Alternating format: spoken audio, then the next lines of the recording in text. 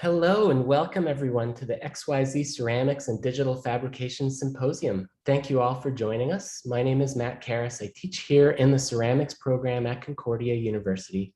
This symposium accompanies this year's Virginia McClure Ceramics Biennial and brings ceramic artists Harrow, Eliza Au, Emre Can, Jeanne Quinn, and myself, Matt Karras, together for a discussion. There may be some awkwardness today as I play the role of host and participant at the same time. So Amélie will be stepping in shortly and I will step into the role of a panelist and a participant. But before that, there are many people that I'd like to thank for this. I'd like to start by thanking Troy McClure for generously supporting the McClure Gallery and the Biennial.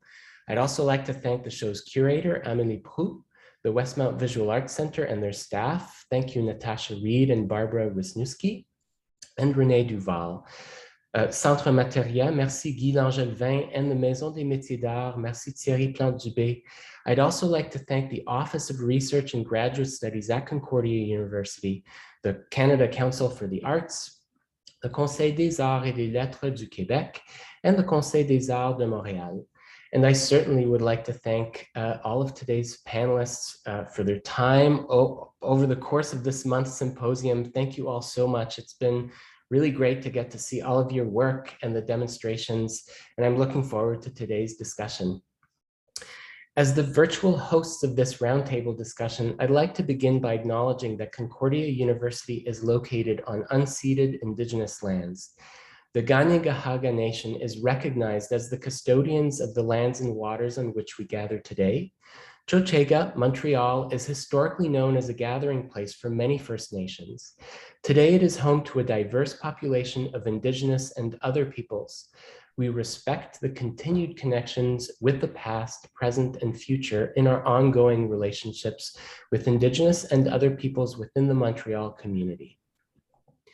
If you have questions during today's roundtable, they could be technical, theoretical questions, whatever. Please do pose them in the Q&A section of the webinar. Although we have questions prepared, our panelists are here for you, so please feel free to ask what's on your mind. And if you've got a question that is geared towards a specific panelist, please mention who you'd like your question addressed to in the Q&A. We'll parse through questions in there, and Amélie and I will pose questions to participants. For now, I'd ask that you all keep yourselves muted to avoid any background noise, and just so you know, we are recording this event. And now to welcome our guests. Since we had introductions all through the month, I'm simply gonna keep this short so we can move to the actual discussion. And what I'll be doing is I'll introduce our panelists by name and say where they're teaching, and then just ask the panelists to say a quick hello after I mention their name. So joining us from the University of Colorado in Fort Collins, Harrow. Hello, Del. Hello, thank you, Matt. And joining us from the University of Colorado in Boulder, Jeanne Quinn. Hello, Jeanne. Hi, everyone. Joining us from the University of North Texas in Denton, Texas, Eliza Au. Hello, Eliza. Hi. And joining us from the Bilecik Se Ebeyle, please correct me on my pronunciation, in Turkey, we've got Emre Can. Hello, Emre. Hello, Bilecik Şehir'de University. Yes. Oh, thank you. And now I'd like to introduce the XYZ show curator, Amélie Proulx, who will be moderating this event and posing the questions to the group. So take it away, Amélie. Hi, good afternoon, everybody. I guess I'd like to start with a question about the genesis of your practice and the digital fabrication techniques that you're using. So how digital fabrication technologies have changed your process and your aesthetic, and when did your interest in digital fabrication have its genesis? So that's my question, my first question. And Eliza, could you start us off with that question? Yeah. Well, I started in around 2005, and that was right when I was graduating from undergrad, I think.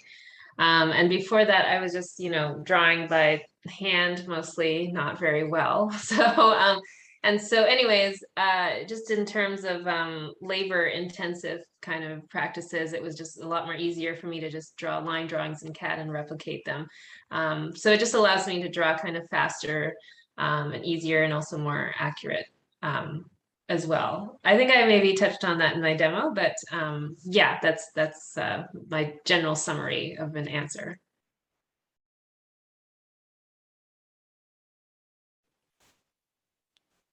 Who would like to? Yeah, Jenny. Yeah, I will say I probably never would have started working with digital fabrication techniques, but I had a couple of other artists invite me to be part of a collaborative group called Fabricating Ideas, which Del Harrow was also part of. And so some more digitally minded folks than I kind of got me started and gave me a few really, I was just learning from peers on how to use these programs and how to work, and it was an incredible gift. As I say, I don't think I would have stumbled on it much later by myself, if at all. And again, as I said in my demo, it ended up being an incredibly practical tool for me, particularly as I became a mother and wasn't able to go to the studio all the time. I was able to really have my studio be my laptop and to really be able to work, really designing large, complex things that were larger than I had ever made before. You know, really, I work in installation, so doing very large scale installation and working with really designing something for a specific architectural space. So it's ended up being a really useful tool for me, both in terms of interacting with space and also being able to design things that I've made things that I wouldn't have made by hand. You know, it leads you to different solutions in different kinds of forms. Yeah, Dale. Yeah, I think that conversation is really interesting. I mean, I was thinking about a similar idea just yesterday. I think about that idea of the kind of portable studio, and for those of us who are really interested in making physical things, maybe large scale physical things or fairly complex physical things, those possibilities that the computer and the digital space kind of opens up for working. I was thinking about how a few years ago I felt like I had kind of a lifestyle shift and I was spending a lot of time on airplanes, and it was like this great thing that I could get all this work done and think about form and think about objects while flying on planes, which is a strange thing also. But I started using digital technology in my work really for kind of straightforward practical reasons around 2000 or so, and I was doing like a lot of kiln building at the time, and it was really just a tool for kind of designing arches and figuring out that in a practical way, kind of the architecture of a kiln. And then I continued working with digital technology and kind of got into it, thinking about it in a different way when I was in graduate school at Alfred University. And Alfred has this really amazing new media program, or I think they call it electronic arts there.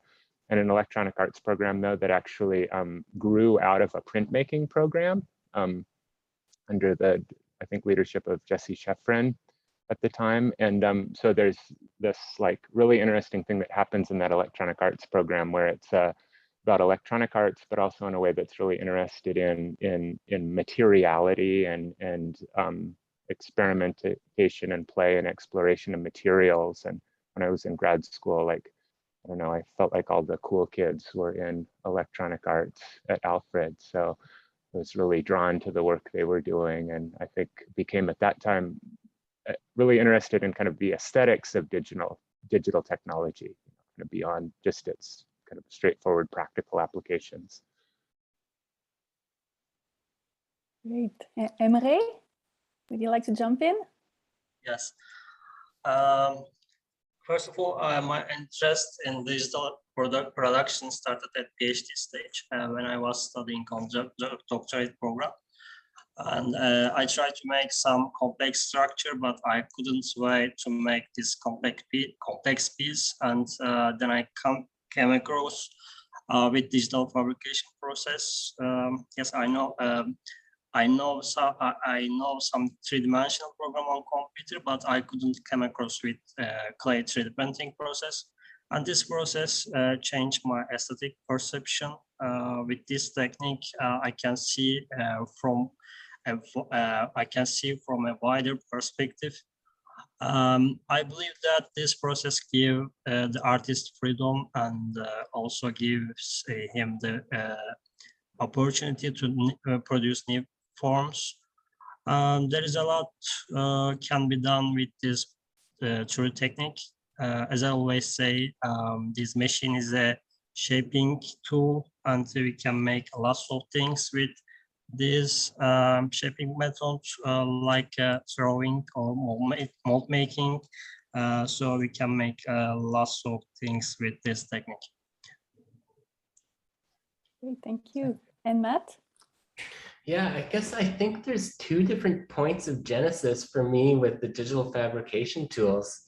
There was this one point where, well, I started off like the creative work for me began on the computer. I applied to be a student here at Concordia to the computer science department, and I wanted to be like graphic designer, and I guess my math chops were not up to snuff at that point, and I didn't get into the program.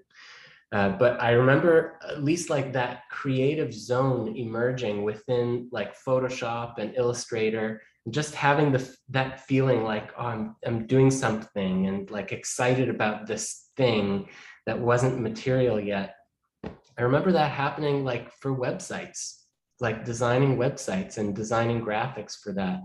And I think there was a point of like just getting to understand the way the computer worked, or the way those applications worked in that moment. Like it's almost like it rewired my brain. I remember doing something later on, and because I was in a ceramic studio at that point, and I wanted to undo the thing I had just done, and my brain was like, edit, undo. And then I realized, oh, I can't do that in this space. There isn't that kind of plasticity here. And then the other point actually was at the conference that Jeannie talked about, Fabricating Ideas in Baltimore, where I was, I think I was in the audience at the closing panel of that conference, or of that symposium.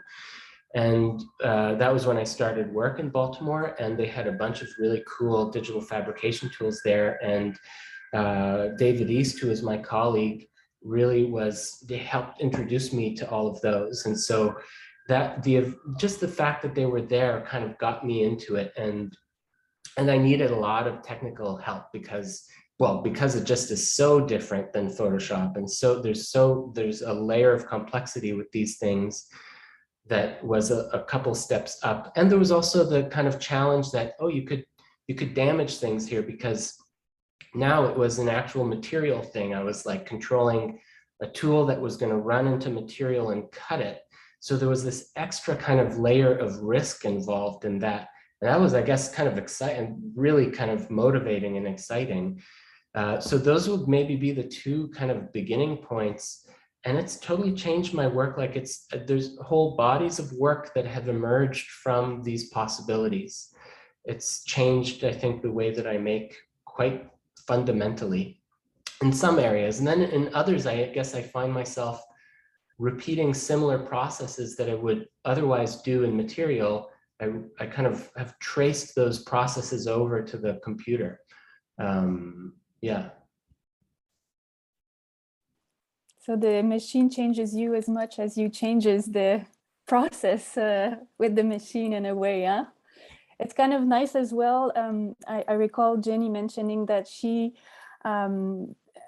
got the interest in these processes through a group of peers kind of working together. I think this is very important with digital fabrication technologies because it's so complex.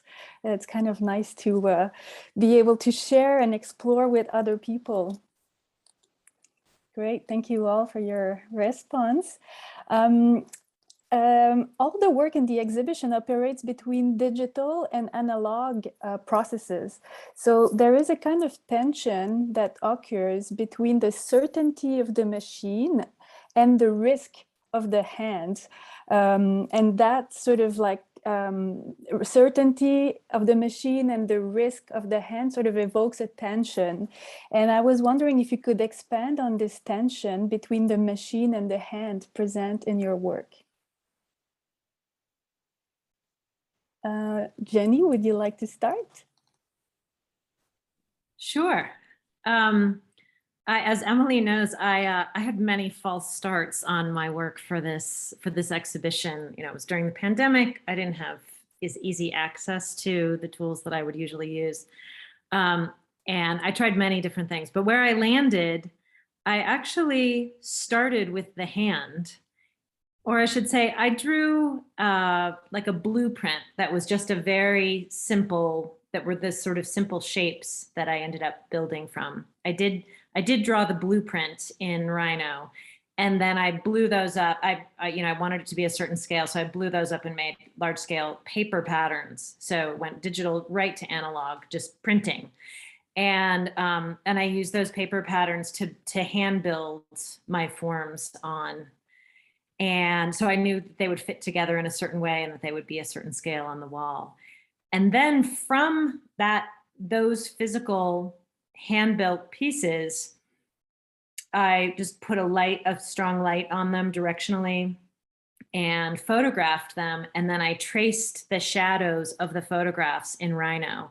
So I was using a photograph in the background and then tracing it to draw them. And then I cut them out in clear vinyl to create, to take those shadows and kind of manifest them in a material.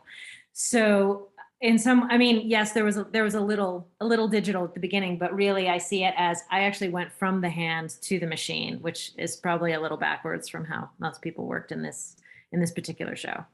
I've never done it quite that way before. That was just where I landed.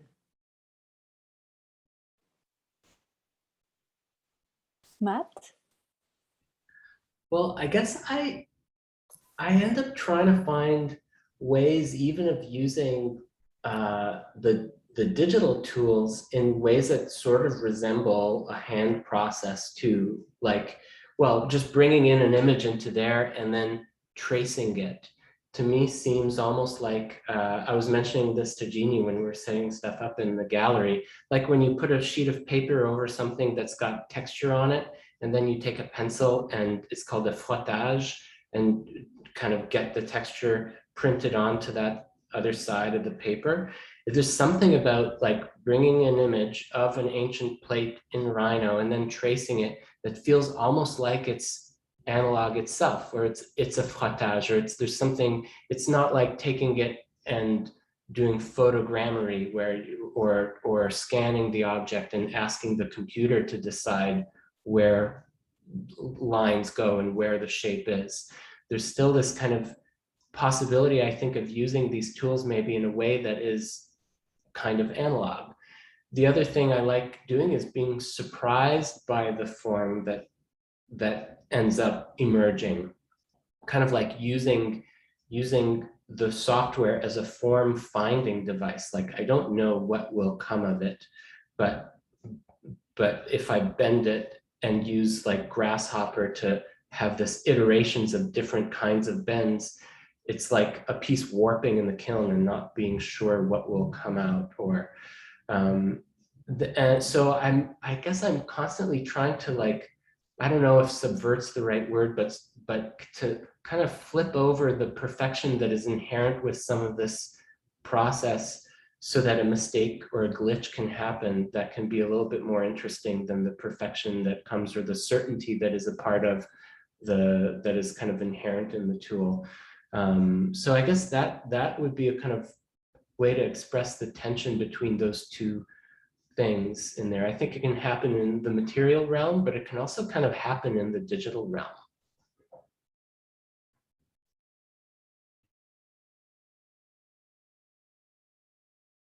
Emre? Yes.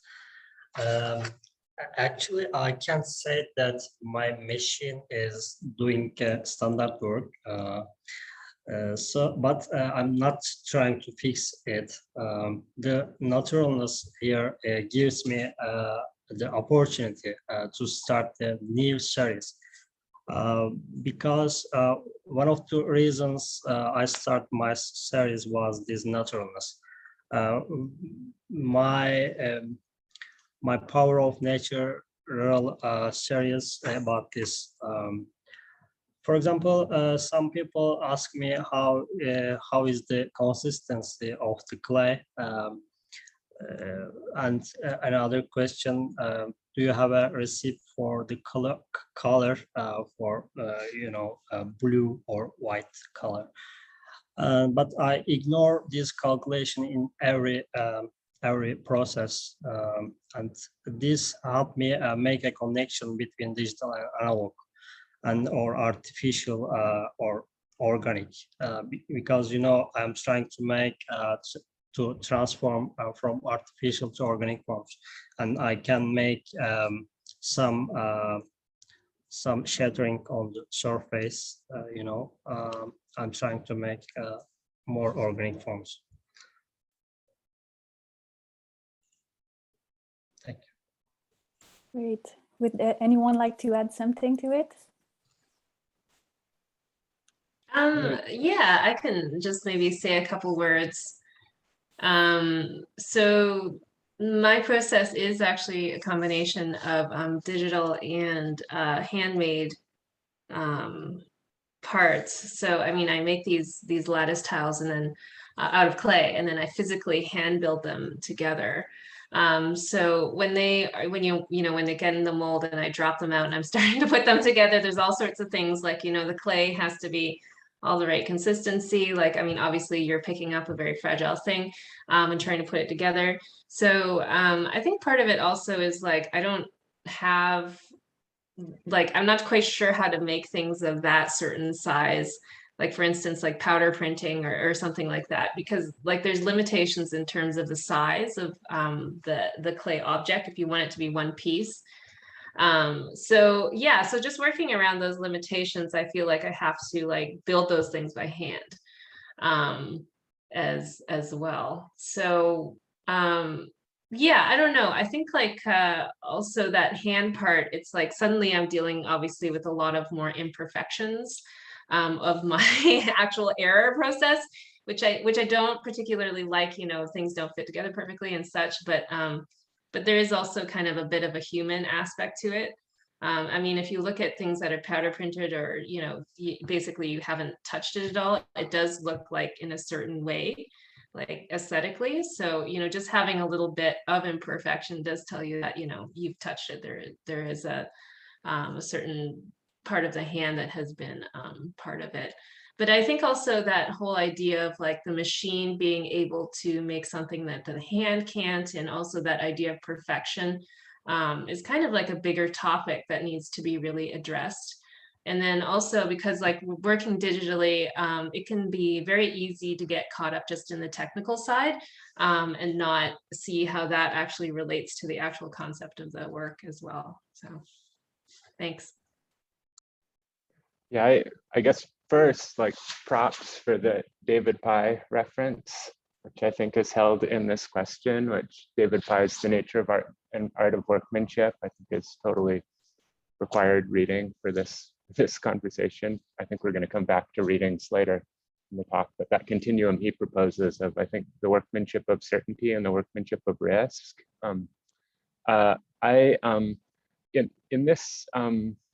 In this piece of mine, in this show, I feel like a lot of my work is like, it one way or another, it's pretty thoroughly touched. Like the surface is pretty thoroughly addressed by the hand, even if the piece comes from a digital fabrication process, it comes out of a mold or something. And with this piece, I don't do a ton of slip casting work, but with this piece, it was really fun to come back to a slip casting process. And I feel like the touch is much lighter, like the actual touch, like in these pieces. And that was something I was just interested in exploring as a sort of different direction from the way I've been working recently, but then kind of, maybe paradoxically or conversely, in a way similar to what Matt was describing, there's something in the creation of the models where I'm using these physics simulation software. So there's something about deformation and imperfection and irregularity actually in the digital model. But I think as Eliza was saying, I mean, I think there's like this really interesting opportunity in this conversation where I've been feeling this need for like a more, I don't know, more sophisticated, like kind of language to talk about this idea of touch and the hand and imperfection and what is happening with, you know, this emergence of digital fabrication tools in ceramics. And I was talking to Mary Berenger years ago about this kind of idea, and she was talking about how she was kind of proposing this analogous notion to like in Japan, like that they have all of this terminology, this really specific language for describing really particular like wood fire aesthetics, like wood fired qualities. And I kind of wonder if there's some like analogous kind of language that we might develop for digital fabrication. And I was wondering, just in listening again to Matt talk, I was wondering if like maybe actually those words like analog and digital might be some kind of starting point for, there's a kind of dialectic in that, right? But interestingly, each of those words contains a sort of paradox, sort of folded on itself, where the digital is actually like a finger also, like it's got that etymological connection. And then the analog, you know, is like analogous to, like an analog signal is actually a signal that is similar to the source, like it's analogous to the source. So there's a kind of enfolded paradox in each of those words that I'm just thinking like maybe this becomes like a, you know, like a kind of Klein field, like sculpture in the expanded field. Like maybe those are two kind of oppositional terms that become a kind of quadrant structure, and we start plotting points inside of that or something.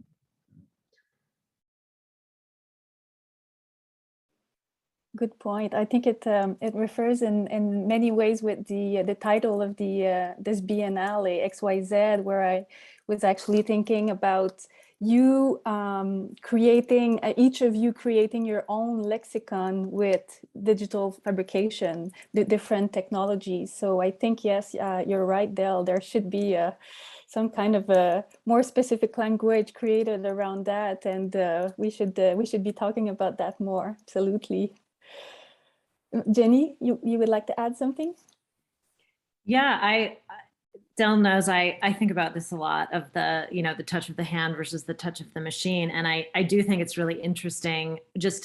I'm just thinking about another place where it kind of spirals in on itself. I know when I've made some pieces, for example, that were 3D printed, and then you get a certain texture on the 3D print, depending on what kind of printer that you're using. And if I make a very good mold of that 3D print by hand, I perfectly capture that texture of the machine, but it requires my good handwork to capture that texture. And I'm, you know, and then I mean, I like that description of the light touch. I think often when we are slip casting, you try to touch the object as little as possible because you want to preserve the surface that you've made in that mold, you know, if you've made a good mold. And so, you know, there's a really interesting relationship back and forth. And I will also say, when I'm drawing digitally and I'm often copying, like I'll take a handmade drawing and I'll copy it digitally. And of course there are tools where I can just get it to auto trace, but I never use those because I don't quite like the way they look, and I don't get to make those nuanced decisions about what the drawing looks like. And I like that inconsistency of my hand. I want to get my hand even into the digital drawing. So I feel like there is a real back and forth relationship there that feels important to making the work good. I think we all see work when it feels a little too cold or a little too, I mean, like Eliza was talking about, you know, if you kind of make it a certain way and then I feel like there's a warmth and a coolness to the work when it's kind of has the blood of your fingers in it versus only the touch of the machine.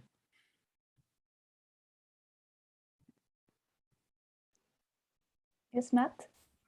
Yeah, I guess just hearing what Jeannie just said, it reminded me of this moment where I had a form ready to send to the CNC milling machine, and I had sent forms a couple weeks before they got milled, and I was really happy with just what you were describing, like the way that the trace of what the tool left.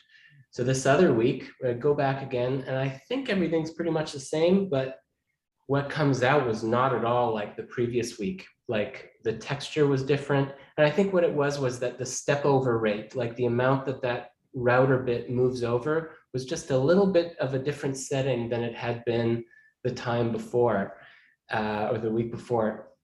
So it sort of reminded me that, like, actually, even though I've replaced my hand with this drill bit or this router bit, the thing that hasn't been replaced is the natural way that materials move and cut, and like how material behaves. That's not going to be replaced, even though the machine is doing the work for me. And just seeing, like, actually, okay, so there's this one moment of flaw or risk that still exists within the realm over there. So yeah, I guess just thinking about how inescapable some of this stuff ends up being. Makes me think a lot of ideas about the translation and how kind of meanings shift through translation from one technique to another in some ways. Del, you would like to add something? Yeah, no, I guess I was just thinking more about how, like, there seems like a lot of these really kind of, you know, sort of seminal texts for our field, like they kind of come right up to the cusp of this question, you know, like, I mean, David Pye in The Nature of Art and Art of Workmanship, he talks about like that possibility of like some more interesting like conversation between the hand and the machine. And then he talks about the possibilities of CNC tools, but just historically, he was sort of right on the cusp of that. And then I'm thinking about like Yanagi's Towards the Standard of Beauty, you know, as he's talking about, you know, he's talking about the aesthetics of a handmade object. And it feels like that's what we're talking about as well. And he also comes kind of right up to the cusp of that question. He says there's some possibility for good design and some, you know, innovative new way of thinking about that conversation between hand and machine. And I don't know, it's interesting to see how that's maybe like is playing out like in material culture, but maybe I wonder if the sort of theory has caught up with it yet. The language has caught up with it yet. Maybe it has. Maybe there are things I'm not aware of.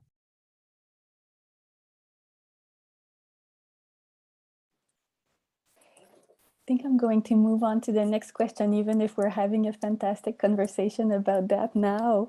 I was wondering if you have been having issues, or if you've encountered issues in terms of appropriation that have somehow been complicated by digital fabrication tools. And for example, I'm thinking of free open source STL files that can be used by anybody.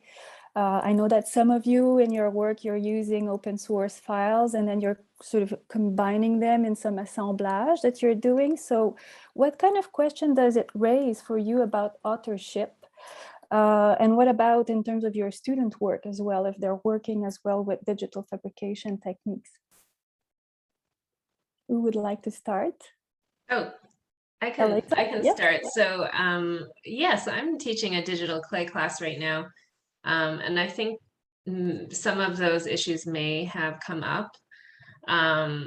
You know, I don't like students obviously like going online and just finding a file and submitting it as their homework, because they don't know how to actually make this file, which is really problematic. So yeah, I think it's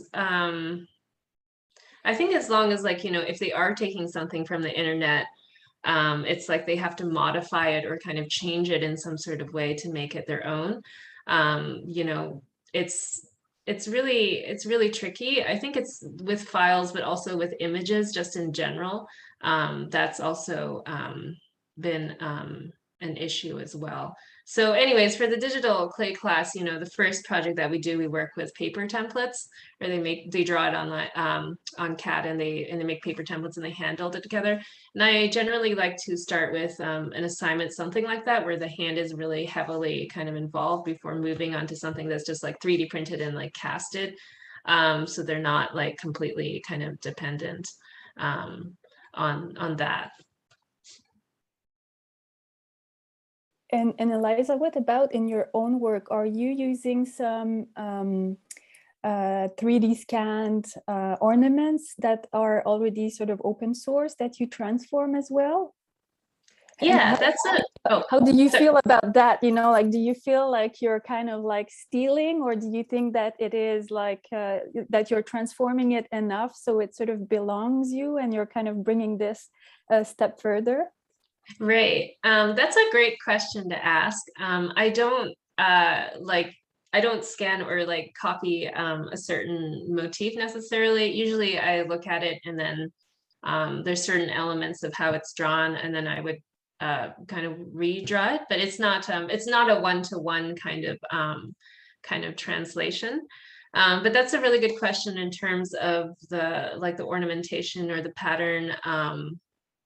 Yeah, it's not very, I don't really reference any specific type of culture, though. I mean, obviously, like there's something with the fret pattern and something that looks very Asian, or the arabesque, which I use like a lot in my work. And it's most of it is actually one line that is repeated, actually, or like turned over, and then it becomes sort of pattern. So it's abstracted in a way that it isn't extremely specific, but it's really, yeah, but that's a really tricky thing, because I do reference a lot of ornamentation that isn't within my personal history culturally. Like my parents are from Hong Kong, so like originally I'm Chinese ethnically. So, you know, I think that's a really tricky thing to kind of navigate. It's like with me, also with some of my students' work, because like, you know, some of these kind of designs really allude to something that I think is actually really beautiful and, you know, contemplative, where, you know, I've had actually other students, it's like they're coming from actually a different culture. And it's like, and it's oppressive.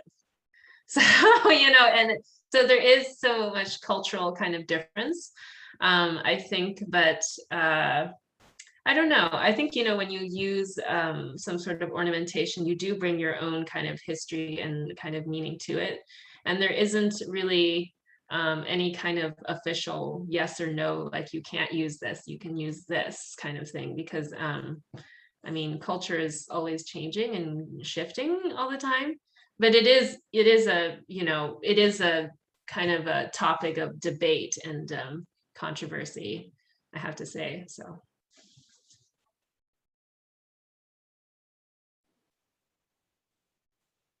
Dale, I was wondering if you could jump in, because I know you're using a free STL file. Yeah. I mean, I kind of feel like I don't know, I'm thinking about this question, and I feel like there are kind of two threads to it. And maybe one is, you know, in my mind has to do with like found files, kind of like found objects, you know, found STLs. And then the other thread, which I think is also interesting and important, has to do with like how we're using emergent tools, like maybe tools that we didn't create, you know, and maybe tools that another artist, you know, has just made, and how much the kind of language of the work is, the formal language of the work or the conceptual language of the work is really informed by that tool. And then if I'm kind of buying that tool or using that tool, you know, what's that, how does that affect notions of authorship? But so like in the first way, like with found files, found STLs, yeah, I think it's a really interesting conversation. I mean, I've been using this website called Scan the World, and it's weird. I mean, there are these amazing models, really high resolution scan files, you know, from museum collections, and lots of individuals will scan things. And there's a little bit of kind of an annotation next to each file about how the person who uploaded the file would like them to be used or not used. But I'm not really sure. I mean, maybe others know more than me. I'm not sure how like legally binding that is, or what it means to modify a file. In some ways, like for me personally, like in the context of teaching, I don't really worry that much about like students using found files, because in everything that I'm teaching, it's so much about like the physical manifestation of that file. And there's so many decisions, you know, there's so much labor in that process that I kind of, and so many choices. I feel like there's so much transformation which occurs in that.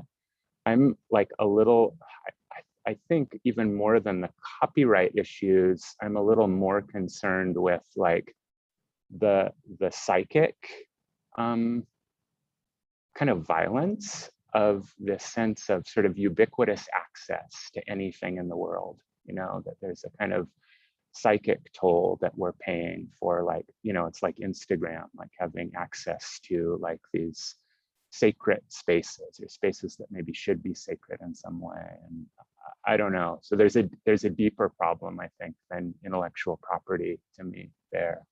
But kind of coming back to the intellectual property piece, you know, I feel like with found files, someone has invested work and time. And so there's the conversation about, you know, appropriation there that I think is really important. Like, am I profiting from something which someone else has made or invested time in? And I think maybe this comes into the tooling question where, I don't know, I think there's a lot of interesting things happening right now with like 3D printing in ceramics specifically, where some of the tools, some of the printers that are coming out now that are emerging, there's a really specific kind of language to the work that comes from those printers.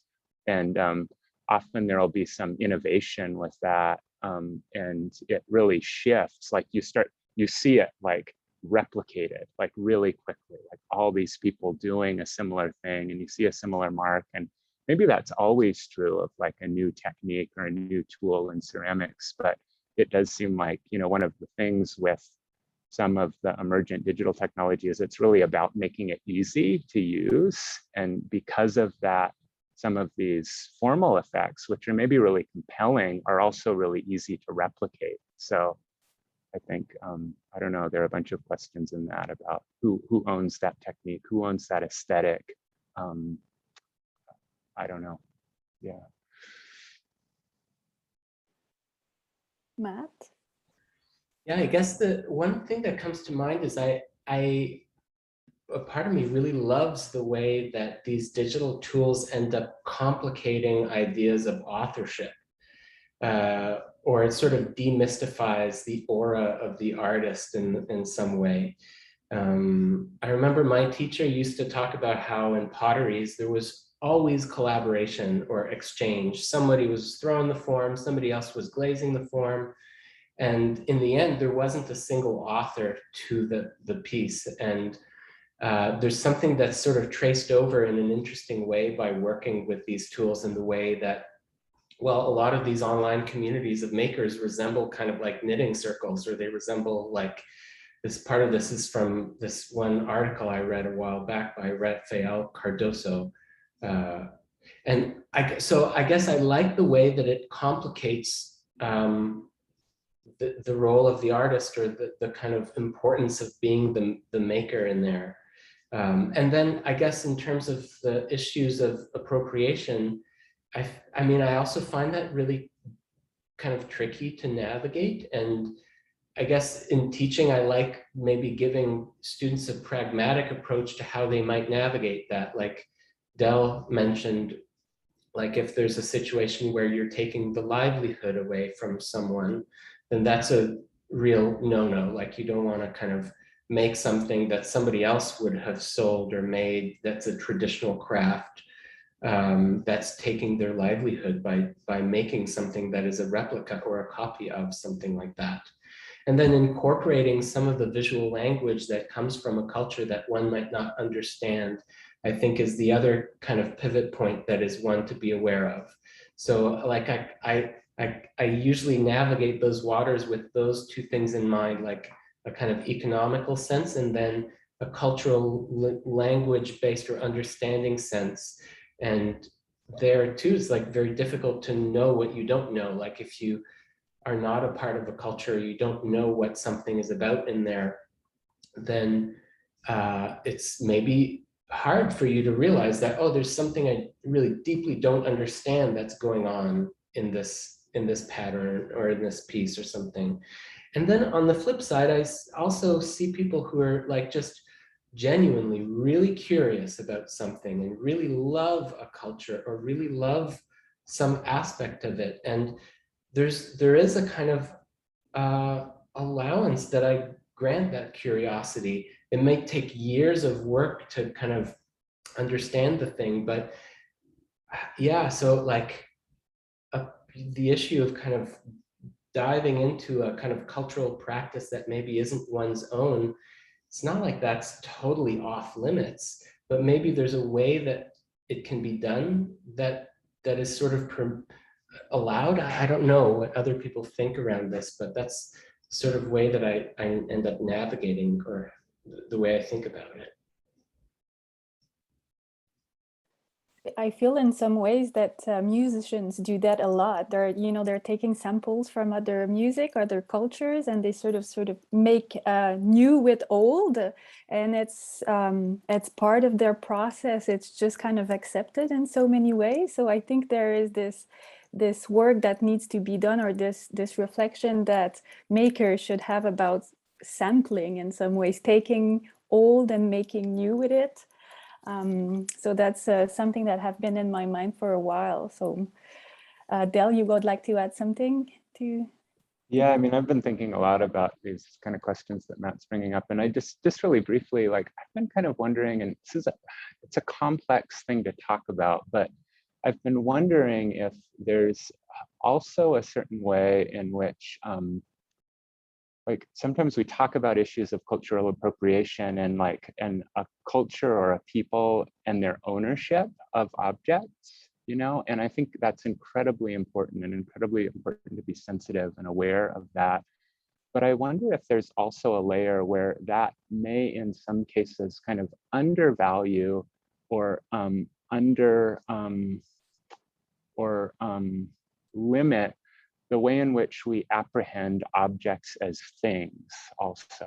I'm thinking about like ideas of object-oriented ontology and thinking about, does an object have an existence also independent of the culture which made it and the author's intention? So I don't know, it's a tricky thing to talk about, but I've been kind of thinking down those roads recently.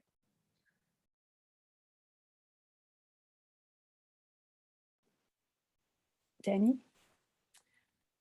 I mean, it just, as you brought up music, it just made me think appropriation is the history of ceramics, like from the beginning of time. So it's like, there are forms that you see that were in, they go from Japan to the Middle East to Europe, and, the Silk Road, blue and white ware, so many decorative motifs. And so, I mean, techniques, like ornament, that's been copied. And so in some ways it feels like the digital tools we have are it's just another set of tools to do something that is frankly our practice.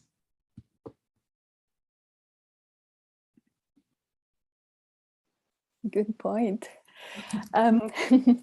At this point, I guess I would like to remind everybody that it's possible to ask questions in the Q&A. I don't see any questions so far, but feel free to post questions, and we're going to share them with the panelists. In the meantime, I guess I'm just going to ask you another question. Let's talk about tools now. I mean, we've already been talking a bit about it, but what is your go-to technique? Like, for example, if some of you may have a favorite sponge or a favorite tool. So what would be your process or digital technique that you find yourself returning to? And if there was one new tool or technique that you would like to share with everyone, what would that be? Emre, would you like to start? Tercüme ihtiyacın var mı Emre? Evet. En sevdiğin bir süngerin ya da bir ebeşuarın, aletin var mı? Ya da sevdiğin bir teknik yapmayı çok sevdiğin, tekrar etmeyi çok sevdiğin. 3 boyutlu yazıcının dışında mı? 3 boyutlu yazıcının dışında da olabilir ya da en sevdiğin aletin oysa onu da söyleyebilirsin. Yani benim en sevdiğim aletim 3 boyutlu yazıcı şu an için.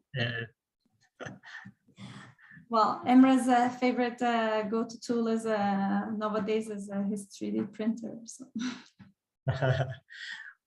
Yani bu bir araç benim için. Zaten bunu bir araç olarak görmemiz gerekiyor.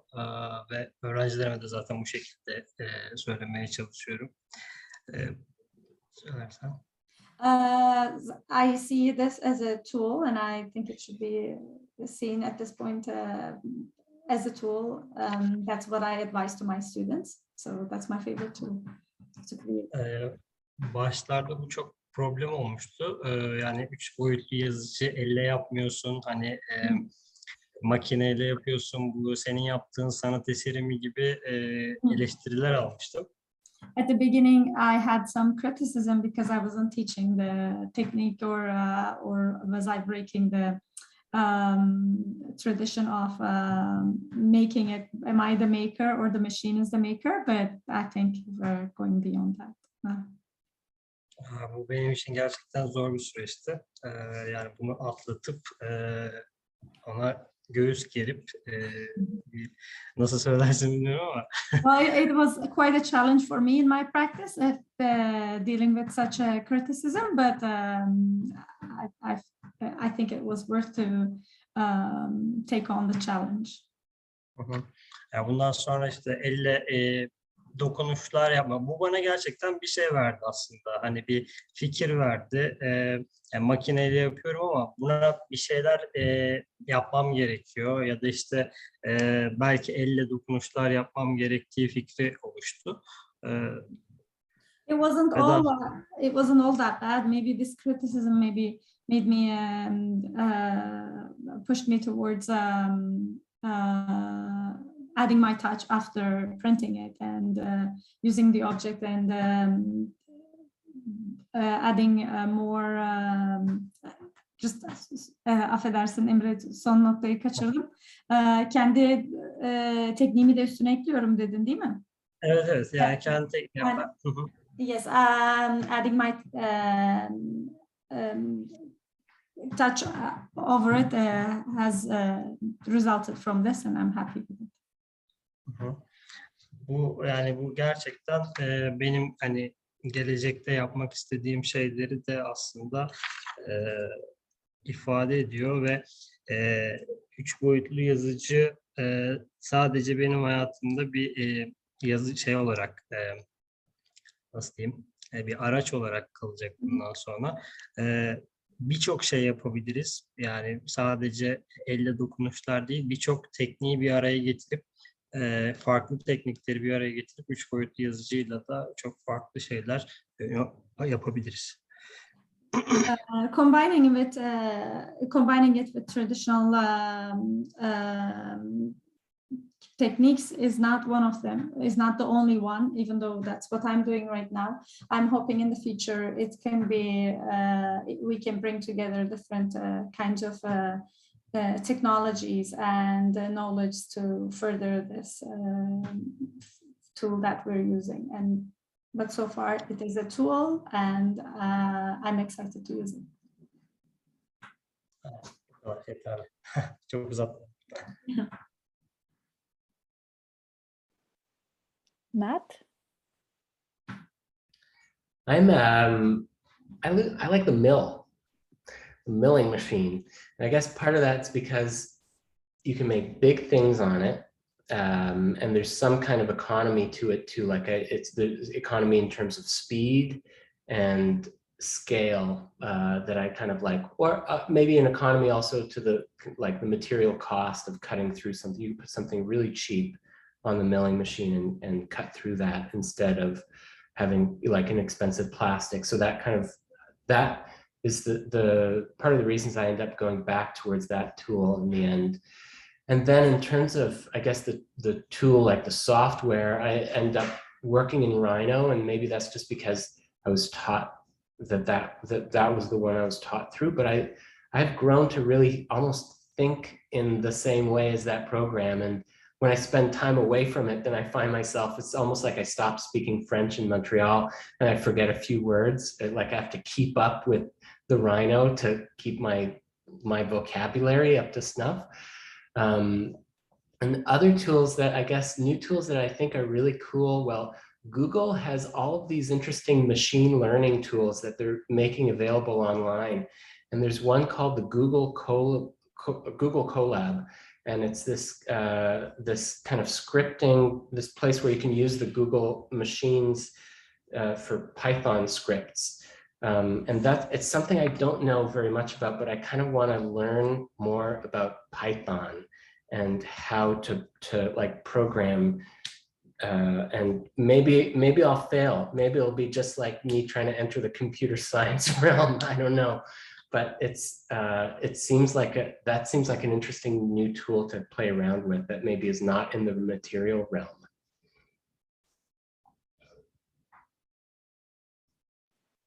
Would someone else like to add something to that question before we move on to the questions from the audience? That's good. Okay, so we have 2 questions from the audience. I'm just going to read the first one. It's from Susan Copeland. I am struck by the internal structure in Emre Can's pieces. The pieces look so delicate and fragile, but with the internal supports, they also suggest enormous strength. I don't get the same sense from the other pieces in the exhibit. Do the artists have comments on that? So I guess it's a question for all of you.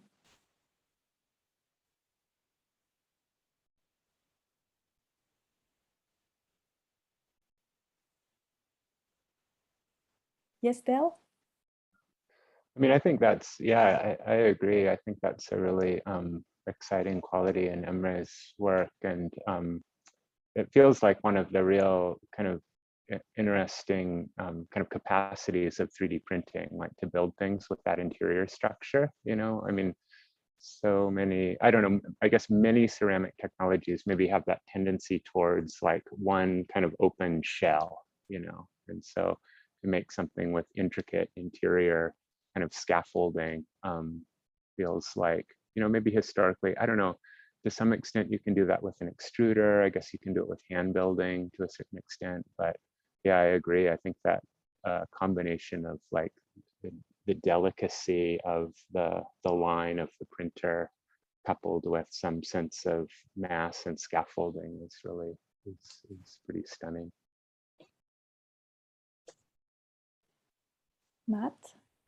Yeah, I agree too. I think one thing that's nice about the way it operates, I guess I read it almost as like telling a story of the process of making, as like in the internal structure of Emre's pieces are revealed. There's something about that process that's made manifest in material that I think is interesting. And I think there's maybe that is something that is traced over looking at the different pieces in the show, is the sort of material evidence of process that's made visual in the pieces. So yeah, maybe that's how I would answer that. Yeah, I think his pieces are really super interesting because they have this sort of density that's like inside. So it is very delicate, but there is that kind of network inside that's kind of holding it together, which is really interesting. Yeah, you know, I think that's how you kind of get some more kind of support from things that are like kind of extremely kind of delicate, is like kind of by slotting or kind of weaving them together in some sort of ways. So like it's almost like this cell structure that is happening. I don't know how these are shipped, but it seems like he knows what he's doing. So. But Eliza, you're also working with that kind of wire mesh structure in some ways, huh? And you're revealing the skeleton in some ways. It's a different approach than Emre's, but I feel that in your work there is also this kind of revelation of the structure that people 3D modeling see really well, but normally the object then is sort of printed or treated as a solid object, watertight, but you're not making it watertight. So yeah, I'm really super interested in lattice sort of structures. So I mean, I really, that's I also really like Emre's work too. But you know, the structures that are inside of mine, I mean, definitely are not as complex, but it's also like I need to try to build, like physically build them with my hands inside of it. So that's been you know, technically, obviously technically challenging just in terms of shrinkage and warpage and all those sorts of things. So, so it's interesting to know that, like, you know, Emre is using the 3D printer to make those internal structures, which I'm sure that, you know, he gets, you know, it's all kind of one kind of consistency, I guess. And, you know, it's more controlled. I think, in the way that it's built. But it's difficult for me because, like, you know, I have to build from the inside to the outside, and there's certain restrictions, and if I can get my hand in, or like, you know, what that shape is. So there's a lot of things that are like not as easy to kind of navigate with that, with my process. So yeah. Del, did you want to add something? Yeah, I mean, I don't know. I'm kind of thinking about the question and maybe like reading some things into it, and maybe this was intended or maybe this wasn't, but I don't know. I do feel like there's kind of a larger question, which it feels like is implicit in this question about, you know, kind of a question sort of about the nature of aesthetic progress and like aesthetic quality. And like when new tools like come into a conversation or come into a field, in what opportunities for formal innovation and aesthetic innovation do those tools present? And then in what ways is it interesting for things to be made that maybe like harken back to or continue like sort of traditions of formal structures or formal ideas, you know? So I don't know, I think there's a lot in that. And I've been asking those questions, you know, about 3D printing in particular, where you see a lot of, I think, some interesting work made on 3D printers where it's like the work is still radially symmetrical, you know, and it's still about that kind of shell, you know, that single volume. And I think sometimes it's very interesting, and sometimes I kind of wonder about that, like, well, why there are all of these other possibilities for form and all these amazing things one could do with, you know, interior structure. So why does it look like that? And I would maybe like to kind of maybe critique my own work or open up the criticism of it. I mean, I kind of wonder about that as well. I mean, it's you know, essentially a kind of volumetric cylinder that could be made in general in a lot of different ways, you know. So there's this really complex process, digital process, and one arrives back at a form which is you know, looks very similar to objects that have been made for a long time. So is it important that the work we make today with new tools feel like and look like it is of this moment and couldn't be made at any other time? So I don't know, those are all kind of questions that are kind of swimming for me inside of this one question.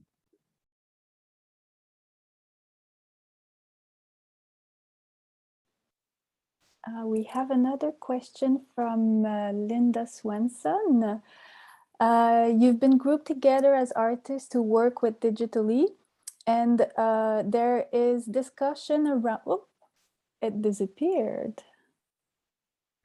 I think it's going to have moved over to the answered column. Ah, okay, sounds good, good. Okay, so let me see if I can find it.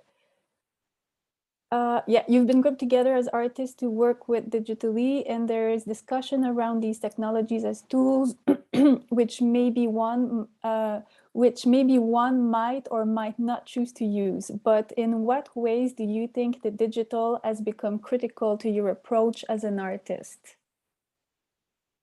Who would like to answer that?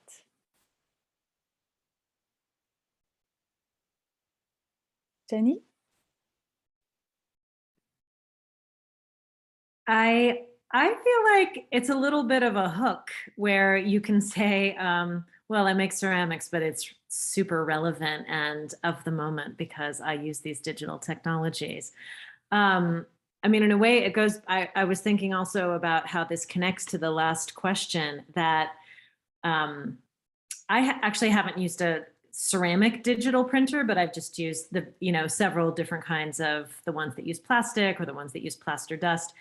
And when I first used a plastic digital printer, you know, the printer itself made that internal cell structure. That was something that the machine did to make the object strong.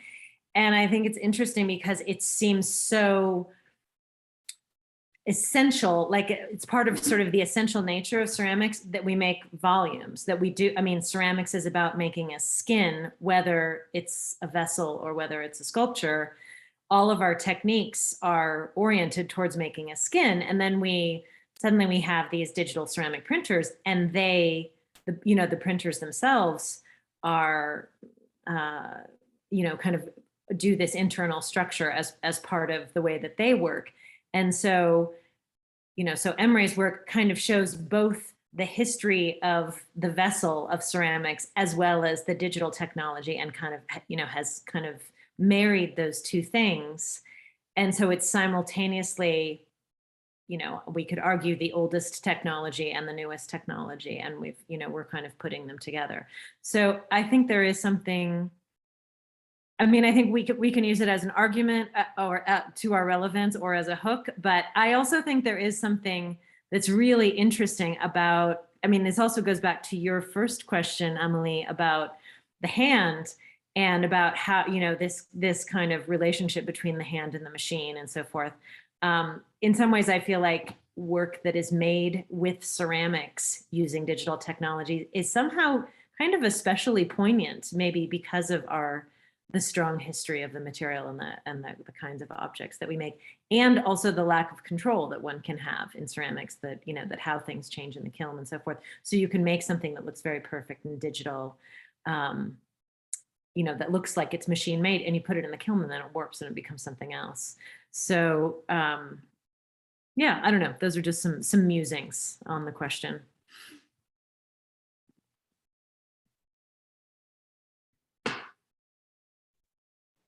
Matt? Yeah, I like what you just said, Jeannie. There's something I guess I've thought about ceramics as always having a foot in high tech kind of things, and in the past, like porcelain was a technology that a culture in the world had developed, and other cultures didn't know how to fire kilns that hot, or make glazes for those temperatures, and so and currently, ceramics is used in high technology applications in the medical world, or we use it in the art department in this way that isn't so much so, but this brings us, maybe these kind of technologies do kind of, I think, relate to that, and I think the things that we do are kind of a form of language, but it isn't the kind of language necessarily it isn't exactly like language, but there is some kind of communication going on in there. Maybe it's not as linear as the kind of grammar or language that we use, but I think there's content in the way that we make things. And so for me, they're really it is a kind of critical component to what I'm choosing to make. The way that I make it is tied to, it's sort of important to me, the way the thing is made. It's involved in meaning, and maybe not in a strict sense of meaning, but it's involved in that. Yeah.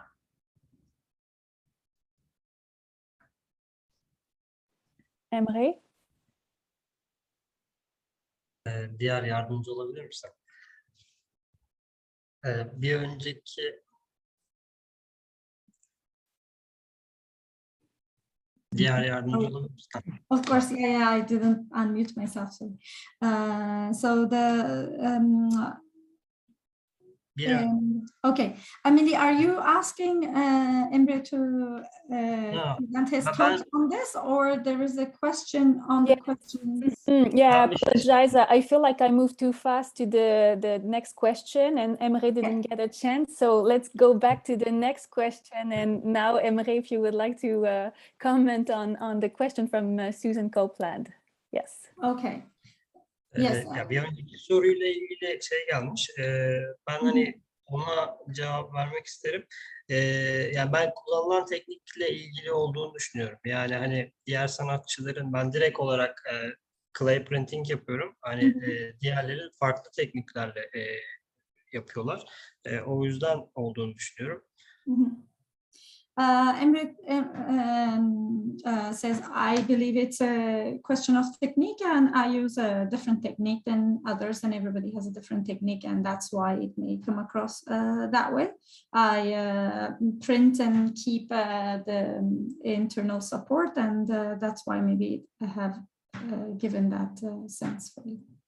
Bir diğer soru içinde aslında benim başlama nedenim bu. Yani iç yapıyı elde etmek için farklı teknikler arayışındaydım aslında ben. Hani nasıl yapabilirimi düşünüyordum. Bu teknikle karşılaşınca bunu kullanmaya başladım ve bu şekilde gelişti.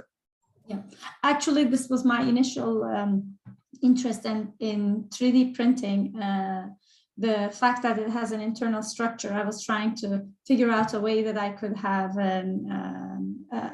an internal structure in my pieces, and that's what drew me into 3D printing. Actually, this is why it's more prevalent in my work.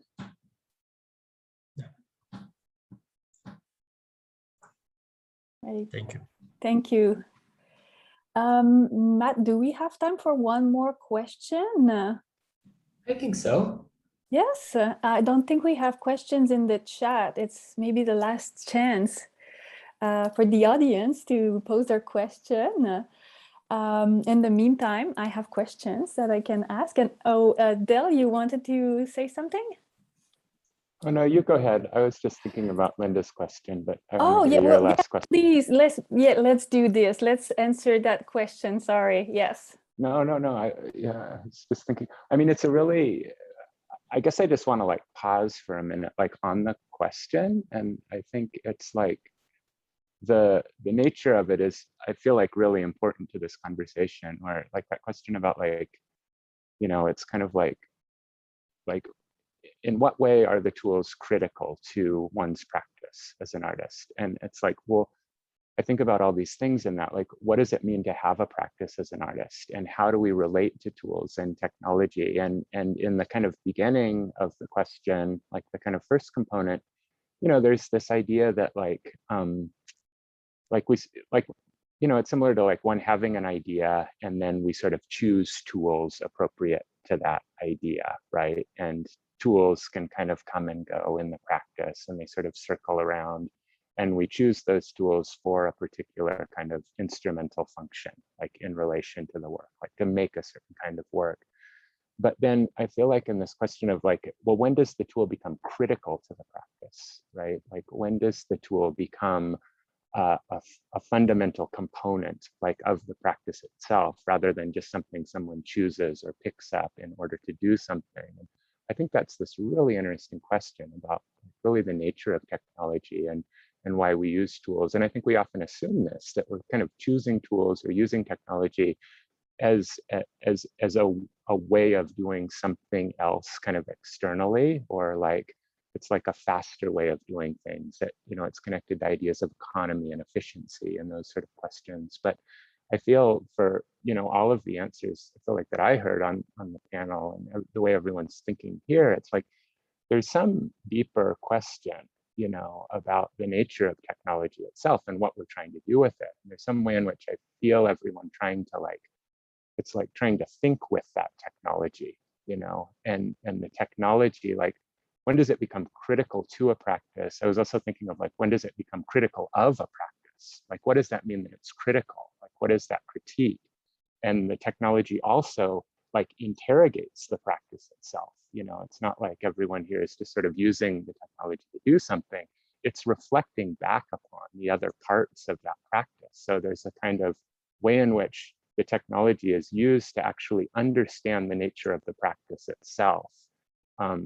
So I don't know, yeah, just kind of unpacking that a little bit more, which I feel like it's really important though. There's something that I thought about when you were saying that, Del. It reminded me of this game that I read about. It's a deck of cards that Brian Eno and this artist Peter Schmidt had called Oblique Strategies. And it was like something to do when you're in the studio recording and you don't know what to do next or you're stuck. And it's also something to me ends up happening, like when you practice something over and over and over again, sometimes that ends up happening, that it like becomes flat-footed or like boring and then you need something to mix up to get reinvigorated by what it is you're working on. And then I guess I thought about maybe a stupid example, but like Nirvana's Nevermind and then Nirvana Unplugged, or like what the effect, how the kind of instrument you're playing with ends up affecting some aspect of what you then do. And the back and forth or push and pull that we have with the tools that we're playing. Like we're in dialogue with those things while we're working with them and using them. And those things feed back to what we're working on. And so, yeah, I don't think there's a fully formed thought in here, but I guess it has to do just with that relationship and how fragile it is and how, well, maybe it's not that it's fragile, but that it is some kind of thing where we're stumbling upon ideas, and where we end up stumbling is kind of a relationship of the map that we have and the shoes that we've got on, or something like that. Like we'll end up going somewhere different if we're using something different. And yeah, that's what I wanted to say.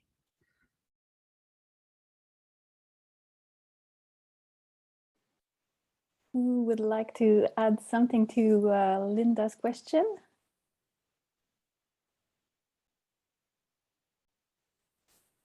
It's all good. Well, one last question then. We had a lot of questions for you, but I think as a final or as a final question, I guess it would be great to hear what you would suggest, what the readings you would suggest for those interested in digital fabrication. Do you have like one specific reading that you think we should absolutely read? Is it an author? Is it just one essay? I'd like to hear you about that.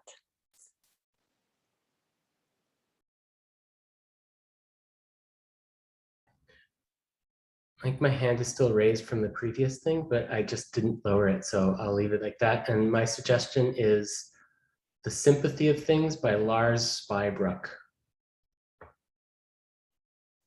And I like it because there's so many things I don't know in there. I mean, I find it really slow to read because of that, but there are all of these links that he makes with craft history, with art history, and contemporary like digital fabrication tools. I'm continually like, yeah, it's a great invigorator of ideas because of that.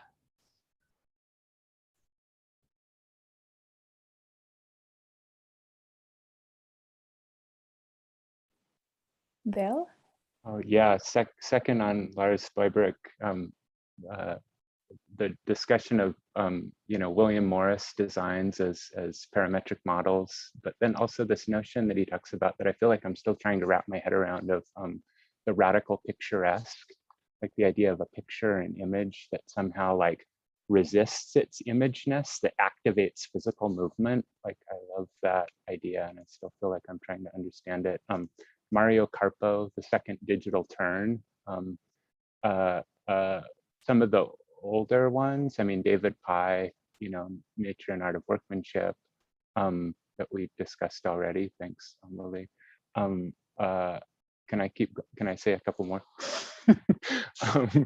Tanya Harrod had a wonderful essay kind of early on called Otherwise Unattainable, Applied Poetics of Craft and Design, something like that. It's in that NASAD reader. I can't remember the name of it right now.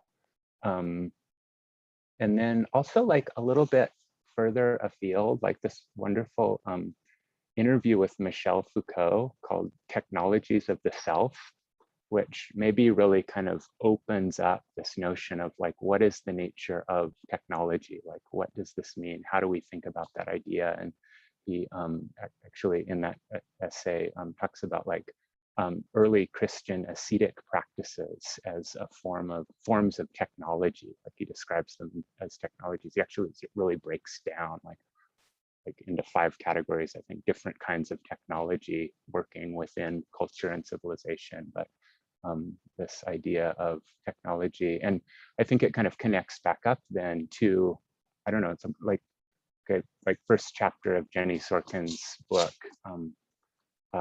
Live Form, and its discussion of the importance of therapy and the therapeutic, like within the history of 20th century craft and ceramics. I think there's a link there, maybe through those three. Sorry, I'm going on and on.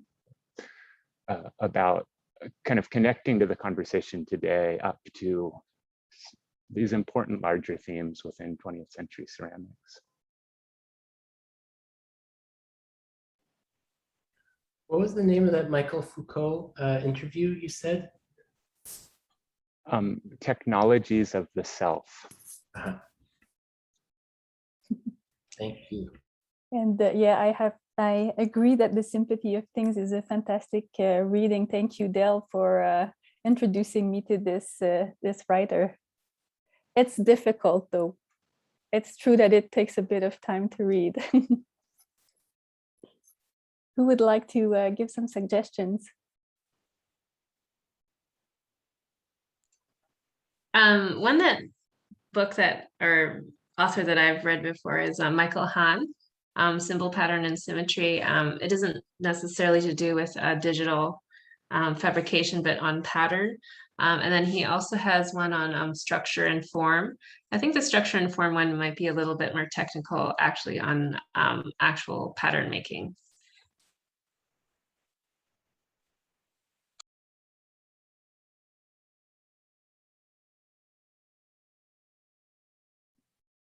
I'm just taking notes. I don't have anything really inspiring, but I'm glad that you asked this question because I wanted to hear everybody else's answers. So thank you, Amélie, and thank you, everyone.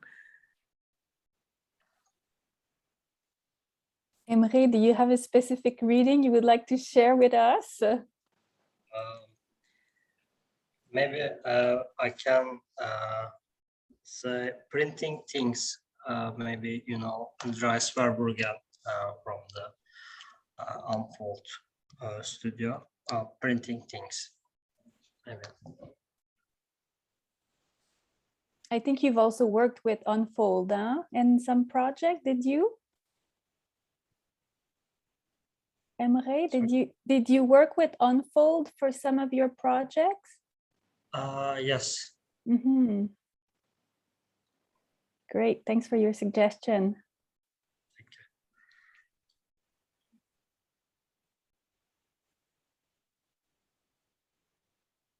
I don't know if someone would like to say something because we're getting toward the end of the event. I don't see any other questions in the chat. Maybe someone would like to just share something that they didn't get a chance to share with the audience.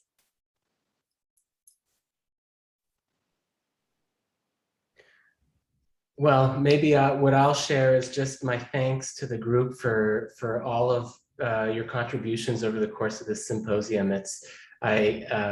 I have loved this time. It's been really great to get to chat with you and to get to know you better. And so thank you so much for sharing your ideas and sharing your work with us. I truly appreciate it. Thank you.